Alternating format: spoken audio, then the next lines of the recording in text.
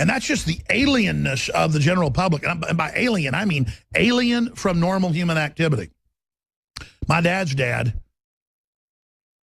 had been in construction, oil, drilling, and then been in county government and stuff like that. He was a smart guy, had a college degree in agriculture from A&M and engineering, going from memory. The point is that I tell people the stories that he would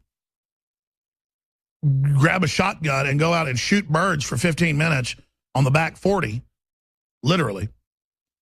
A couple hundred acres out front, but like 40-something acres out back. And shoot a squirrel in the yard and come in and cut them up in a matter of like 3 minutes. He could skin a squirrel so fast, he'd nail their feet down, just rip the fur off, cook it, chop it up, throw it in a skillet, tear the breast out of the quail or out of the dove, didn't matter what time of year it was. Boom, throw it right in there and just put some toast in there. And in an hour, 45 minutes, he'd have a nice lunch cooked and just bam on the table and everybody eat. My grandmother was even better cook. But, I mean, he would just fix, like, tractors and combines with pieces of rubber band and tin cans and weld and electricity and just...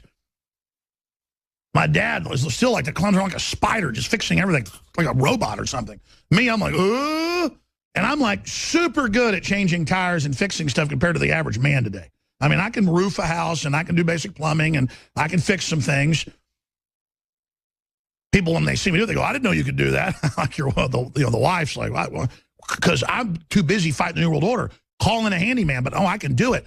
But compared to the average person, I've got some skills, and I talk about this all the time. It's just that we are so domesticated. And then you go and you talk to the average trendy. It isn't about race. It isn't about color. It isn't about religion. You go to San Diego, you go to LA, you go to downtown Austin, you go to trendy areas, the more trendy. These people literally are walking into walls with their phones. They don't know who they are. They are in deep trances. And they are so stupid, like this video coming up. Americans have no idea what Memorial Day is. A big blitz of insanity.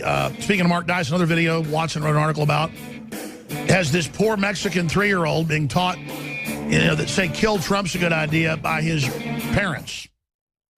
I am truly overwhelmed right now, news-wise. I've covered a lot of it last hour, but I probably got 90% I haven't got to it, and I need to get to it. Earlier this morning, I was watching like an hour-long press conference with Donald Trump giving a bunch of money to veterans groups. And they had the reporters just chewing him out, bitching him out, demanding details of this or that or where the money came from. And he's like, I'm having a press conference about giving veterans money. I'm not getting to that. You can look it up later.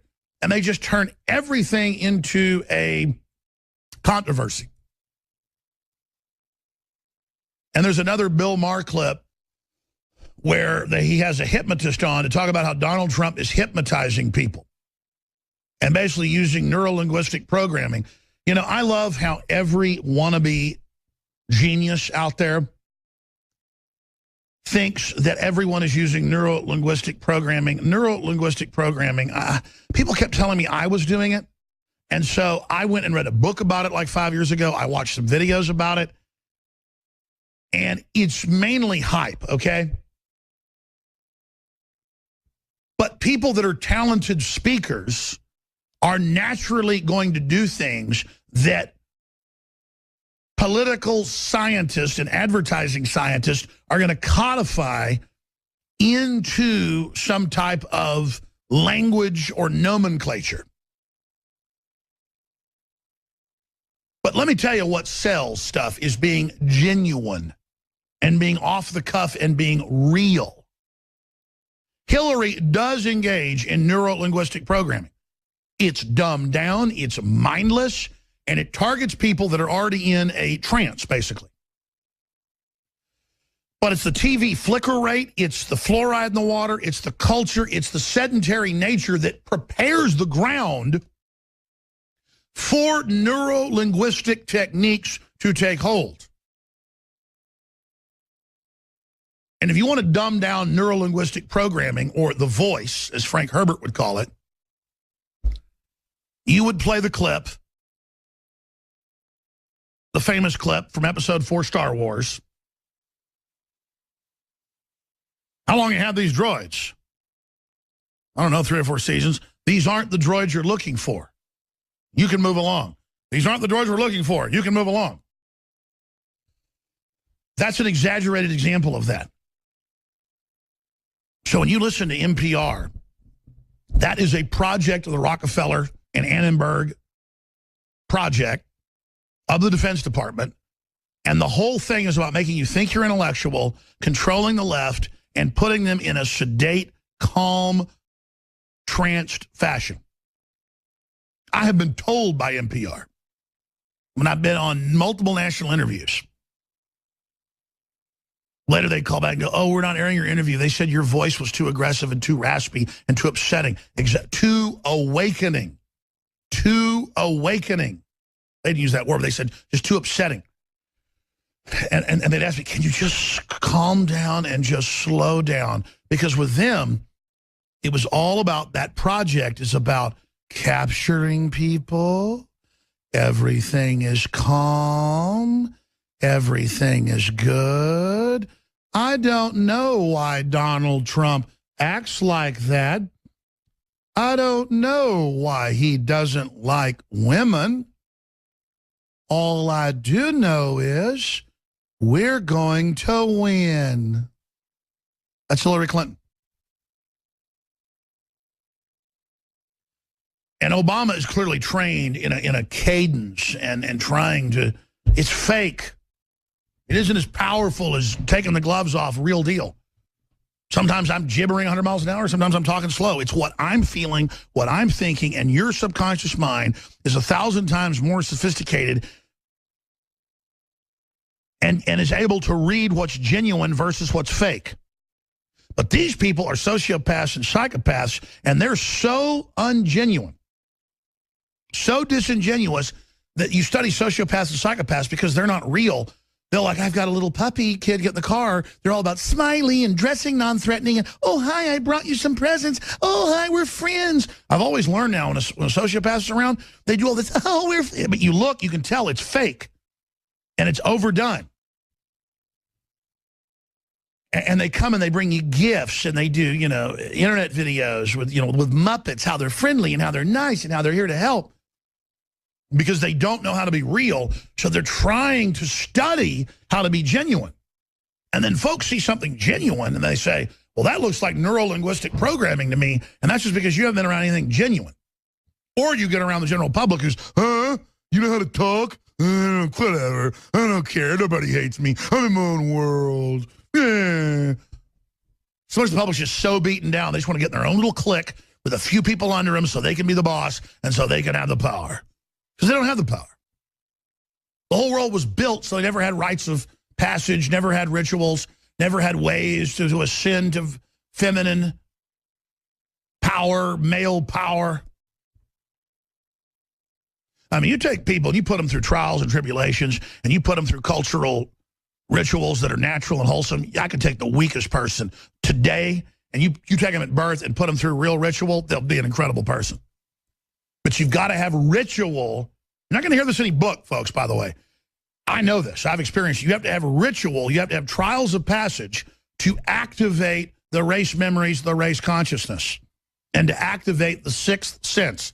And by the way, down at UT Psychology Department, that's all they work on, is the intuitive and the innate and the sixth sense. They know it. They're obsessed with it. And they're just busy trying to keep everybody else in programmed mob psychology and controlled. They know that people are psychic. They know it, folks. It's all been proven. Now, they'll put out con artists on TV, you know, that with a Caribbean accent, they're telling you that, you know, you call in and I will tell you your future, and they'll just tell you some great future. That's all a bunch of hype, and that's taking things that people innately know are there and then lying about it and claiming that this person has 50 times the innate power that, let's say, a person that's powerfully intuitive would have.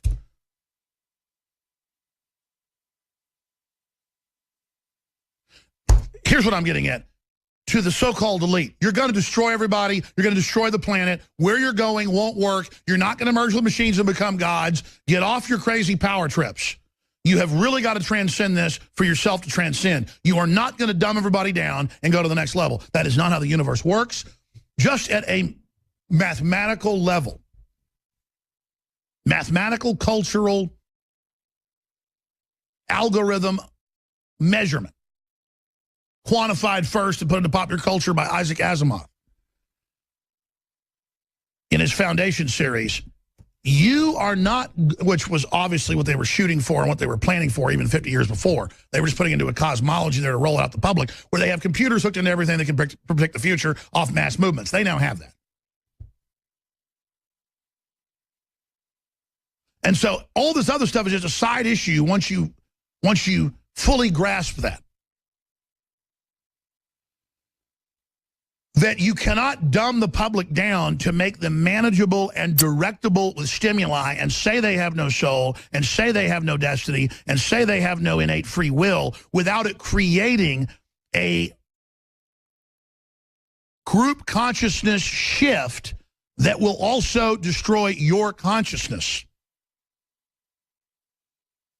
And that's very simple to understand. You create a interdimensional fourth and fifth dimension plane and program that with a smart grid, an extermination dumb grid, and you put that into place, you are going to create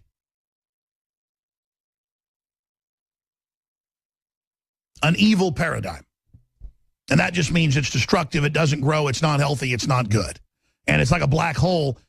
It gets worse and worse as you feed more into it. It will demand everything. It will take everything down to absolute zero and will accelerate everything in a pyramidal structure into absolute tyranny. And this is just so simple, and the establishment says they understand this, but they don't follow it. Because they want to have their next level of managers who, meanwhile, going along with this project going, it's sure ugly, it's sure dangerous, it sure looks bad. They go, it's for the greater good. We must come through this great time of testing first. Well, you're not the ones testing humanity playing God. You're delusional.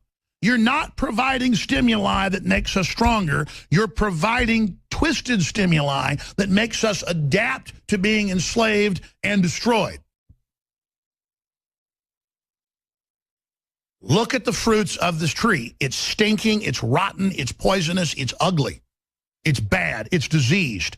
And you're planting more of these trees and taking resources to grow this culture of darkness, because the truth is only evil, twisted people who fall into complete, absolute evil would want to build something like this, and you've only lied to yourselves about what you're really building and who you are deep inside.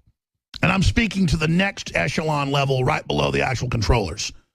When you get to the controllers, they know full well what they're doing and are practitioners of dark arts so evil, I don't even want to imagine them.